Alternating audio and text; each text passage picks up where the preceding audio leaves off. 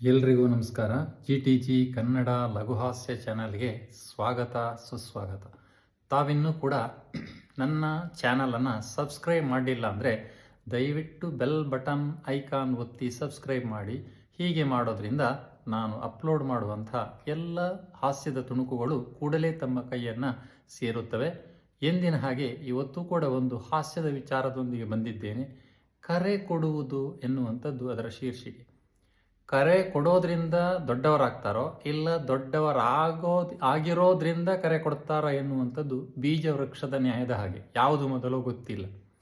ಆದರೆ ಒಂದಂತೂ ಸತ್ಯ, ಯಾರೇ ಭಾಷಣ ಮಾಡಲಿ, ಎಲ್ಲೇ ಭಾಷಣ ಮಾಡಲಿ, ಅವರ ಭಾಷಣದಲ್ಲಿ ಒಂದಷ್ಟು ಕರೆಗಳಂತೂ ಸಾಮಾನ್ಯ.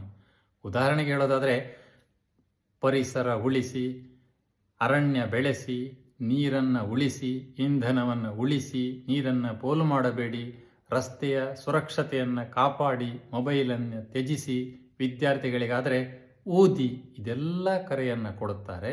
ಇದೆಲ್ಲದರಲ್ಲಿ ಬಹಳ ದೊಡ್ಡ ಕರೆ ಅಂತ ಹೇಳಿದರೆ ರಾಜಕಾರಣಿಗಳು ಕೊಡುವಂತಹ ಬಡತನವನ್ನು ಓಡಿಸಿ ಅಥವಾ ಗರೀಬಿ ಹಟಾವೋ. ಈ ಗರೀಬಿ ಹಟಾವೋದಿಂದ ಹೇಗೆ ಬಡತನ ಓಡಿ ಹೋಗುತ್ತೆ ಅಂತ ಒಂದು ಉದಾಹರಣೆಯ ಮೂಲಕ ನಿಮ್ಗೆ ಹೇಳ್ತೇನೆ. ನಮ್ಮ ಸಮಾಜದಲ್ಲಿ ಒಂದು ನಂಬಿಕೆ ಇದೆ ಏನು ಅಂತ ಹೇಳಿದರೆ, ದೇವಸ್ಥಾನದ ಸುತ್ತ ಯಾರೂ ಸೈಟನ್ನು ಕೊಂಡ್ಕೊಳ್ಳೋದಿಲ್ಲ.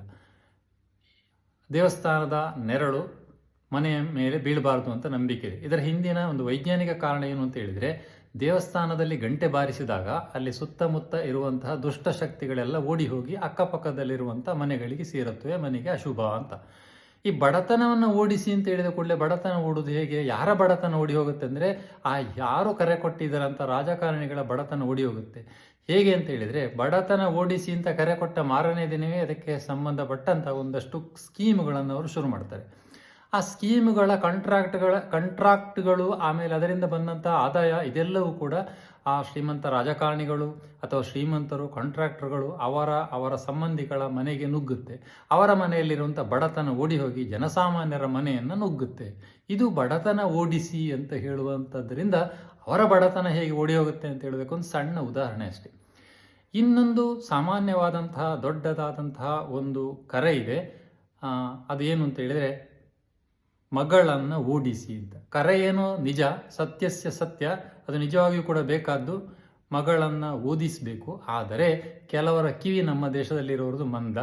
ಮಗಳನ್ನು ಓದಿಸಿ ಅಂತ ಹೇಳುವಂಥದ್ದು, ಬೇಟಿಯನ್ನು ಓದಿಸು ಅಂತ ಹೇಳುವಂಥದ್ದು ಸುಮಾರು ಜನರ ಕಿವಿಗೆ ಮಂದ ಕಿವಿ ಇರುವವರಿಗೆಲ್ಲ ಮಗಳನ್ನು ಓಡಿಸಿ ಅಂತ ಹೇಳ್ತಾ ಕೇಳುತ್ತೆ. ಬಹುಶಃ ನಮ್ಮ ಕಾಲೇಜಿಗೆ ಬರುವ ಹುಡುಗಿಯರಿಗೂ ಕೂಡ ಮಗಳನ್ನು ಓಡಿಸಿ ಅಂತ ಕೇಳ್ತಾ ಇರಬೇಕು, ಕಿವಿ ಮಂದಾದ ಕಾರಣ. ಅದನ್ನು ತಪ್ಪಾಗಿ ಅರ್ಥ ಮಾಡಿಕೊಂಡಂಥ ಕೆಲವೊಂದು ಹೆಣ್ಣು ಮಕ್ಕಳೆಲ್ಲ ಮನೆ ಬಿಟ್ಟು ಓಡಿ ಹೋಗ್ತಾರೆ. ಈ ಓಡಿ ಹೋಗೋದು ಮಾತ್ರ ಅಲ್ಲದೆ ಪೇರೆಂಟ್ಸ್ಗಳಿಗೆ ಅರೇಂಜ್ಡ್ ಮ್ಯಾರೇಜನ್ನು ತಪ್ಪಿಸಿ ಲವ್ ಮ್ಯಾರೇಜನ್ನು ಉಂಟು ಮಾಡ್ತಾರೆ. ಮಾತ್ರ ಅಲ್ಲದೆ ಶಾಲಾ ಕಾಲೇಜುಗಳಲ್ಲಿ ವರ್ಷಕ್ಕೆ ಒಂದು ಕ್ಲಾಸ್ನಲ್ಲಿ ಒಂದು 5-6 ಹುಡುಗಿಯರ ಸಂಖ್ಯೆ ಆದರೂ ಕೂಡ ಕಡಿಮೆ ಆಗುತ್ತೆ. ಅಟೆಂಡೆನ್ಸ್ ಕರೆಯುವಾಗ ಇಂಥವಳು ಯಾಕೋ ಬರಲಿಲ್ಲ ಸಾರ್, ಓಡಿ ಹೋಗವಳೆ ಸಾರ್, ಓಡಿ ಹೋಗಿ ಏನು ಮಾಡವಳು, ಓಡೋಗಿ ಮದುವೆ ಆಗವಳೆ ಸಾರ್, ಯಾಕಪ್ಪ ಓಡಿ ಹೋಗಿ ಮದುವೆ ಆಗಬೇಕು, ಮೆಲ್ಲ ಹೋದ್ರೆ ಆಗೋಕ್ಕಿಲ್ವಾ, ಇಲ್ಲ ಸಾರ್ ಅರ್ಜೆಂಟ್ ಆಗಿತ್ತು, ಹೀಗೆ ಎಲ್ಲ ಉತ್ತರಗಳು ಬರುತ್ತವೆ. ಇದು ಒಂದು ಕರೆಯಿಂದ ಶಿಕ್ಷಣದ ವ್ಯವಸ್ಥೆಯ ಮೇಲೆ, ಕರೆಯನ್ನು ತಪ್ಪರ್ಥ ಮಾಡಿಕೊಂಡದ್ದರಿಂದ ಆಗಿರುವಂಥ ಒಂದು ದುಷ್ಪರಿಣಾಮ. ಇನ್ನು ಉದ್ಘಾಟನೆ ಮಾಡುವಾಗ ಹೇಗೆಲ್ಲ ಕರೆ ಕೊಡ್ತಾರೆ ಅಂತ ನಿಮಗೆ ಗೊತ್ತಿದೆ. ಶಾಲಾ ಉದ್ಘಾಟನೆಯನ್ನು ಮಾಡುವಾಗ ಈ ಶಿಕ್ಷಣ ಸಂಸ್ಥೆಗೆ ಎಲ್ಲ ಬಂದು ಸೇರಿ ಅಂತ ಕರೆ ಕೊಡ್ತಾರೆ. ಲೈಬ್ರರಿ ಉದ್ಘಾಟನೆ ಮಾಡುವಾಗ ಇಲ್ಲಿ ಬಂದು ಎಲ್ಲರೂ ಕೂಡ ಗ್ರಂಥಾಲಯದ ಸದುಪಯೋಗ ಪಡ್ಕೊಳ್ಳಿ, ಪುಸ್ತಕ ಓದಿ ಅಂತ ಹೇಳ್ತಾರೆ. ಬಟ್ಟೆ ಅಂಗಡಿಯ ಉದ್ಘಾಟನೆ ಮಾಡುವಾಗ ಬಟ್ಟೆ ಅಂಗಡಿಯಲ್ಲಿರೋ ಬಟ್ಟೆಯನ್ನು ಖರೀದಿಸಿ ಅಂತ ಕರೆ ಕೊಡ್ತಾರೆ. ಈ ಕೆಳಗೆ 1-2-3 ಉದ್ಘಾಟನೆ ವಿಚಾರವನ್ನು ಹೇಳ್ತೇನೆ. ಅಲ್ಲಿ ಬಹುಶಃ ಹೇಗೆ ಕರೆ ಕೊಡ್ಬೋದು ಅಂತ ಹೇಳಿದರೆ, ಮೊದಲನೇದು ಟ್ಯುಟೋರಿಯಲ್ ಉದ್ಘಾಟನೆಯನ್ನು ಯಾರೋ ದೊಡ್ಡ ಮನುಷ್ಯರು ಬಂದರು ಮಾಡಿದರು ಅಂತ ಇಟ್ಕೊಳ್ಳಿ. ಅವ್ರು ಹೇಗೆ ಕರೆ ಕೊಡಬೇಕು? ಟ್ಯುಟೋರಿಯಲ್ ಇರುವಂಥದ್ದೆಲ್ಲ ಫೈಲ್ ಆದವರಿಗೆ ಆದ ಕಾರಣ ಅವ್ರು ಏನು ಹೇಳಬೇಕು, ಈ ಊರಿನಲ್ಲಿರುವಂಥ ಮಕ್ಕಳೆಲ್ಲ ಫೈಲಾಗಿ ಈ ಟ್ಯುಟೋರಿಯಲ್ನಲ್ಲಿ ಸೇರಿ ಈ ಟ್ಯುಟೋರಿಯಲ್ನಲ್ಲಿ ಪಾಸಾಗಿ ಅಂತ ಕರೆ ಕೊಡಬೇಕು.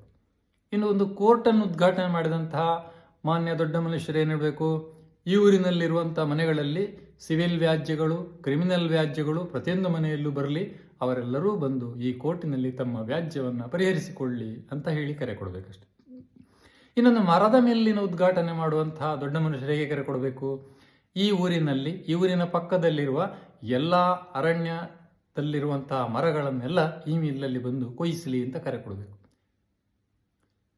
ಇನ್ನು ಅತ್ಯಂತ ದೊಡ್ಡದಾದ ಮತ್ತು ಅತಿ ಹೆಚ್ಚು ಕರೆ ಕೊಡುವಂಥ ಸಂದರ್ಭ ಅಂತ ಹೇಳಿದರೆ ಕನ್ನಡ ರಾಜ್ಯೋತ್ಸವ. ಕನ್ನಡ ರಾಜ್ಯೋತ್ಸವದಲ್ಲಿ ಭೀಕರವಾಗಿ ಕರೆಯನ್ನು ಕೊಡ್ತಾರೆ. ಸಿರಿಗನ್ನಡಂ ಗೆಲ್ಗೆ ಅಂತ ಹೇಳ್ಕೊಂಡು ಸಿರಿಗನ್ನಡವನ್ನು ಗೆಲ್ಲಿಸುವುದಲ್ಲ, ಸಿರಿಗನ್ನಡವನ್ನು ಗಲ್ಗೆ ಹಾಕಿಬಿಡ್ತಾರೆ ರಾಜಕಾರಣಿಗಳು ಮತ್ತು ದೊಡ್ಡ ವ್ಯಕ್ತಿಗಳು.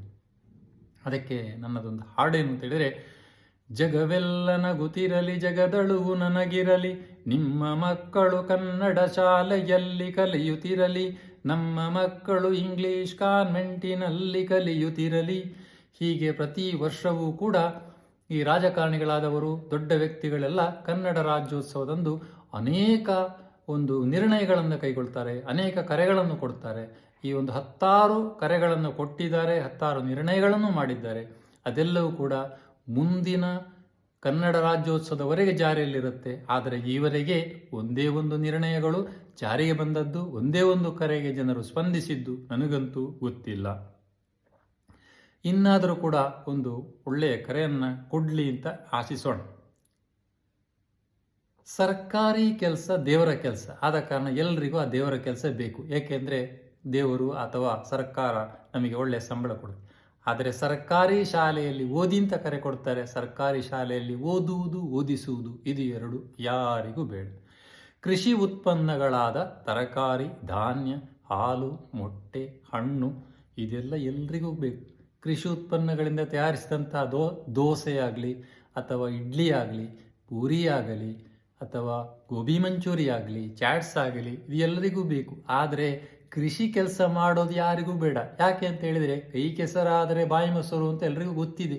ಆದರೆ ಕೈಯನ್ನು ಕೆಸರು ಮಾಡಿಕೊಳ್ಳಲಿಕ್ಕೆ ಯಾರೂ ರೆಡಿ ಇಲ್ಲ. ಪ್ಯಾಂಟನ್ನು ಬೆಚ್ಚಿ ಹಾಕಿ ಲುಂಗಿಯನ್ನು ಉಟ್ಟು ಸೀರೆಯನ್ನು ಕಳಚಿ ಅದರ ಬದಲು ಯಾವುದು ಕೃಷಿ ವಸ್ತ್ರವನ್ನು ಉಟ್ಟುಕೊಂಡು ದುಡಿಲಿಕ್ಕೆ ಯಾರೂ ಕೂಡ ರೆಡಿ ಇಲ್ಲ.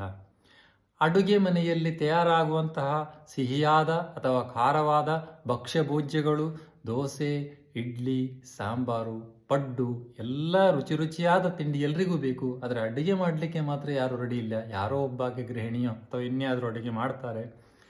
ಹೀಗೆ ಎಲ್ಲರೂ ಕೂಡ ಕರೆಯನ್ನು ಕೊಡ್ತಾ ಹೋಗ್ತಾರೆ. ಆದರೆ ಕರೆಯನ್ನು ಸ್ವೀಕರಿಸೋರು ಯಾರು?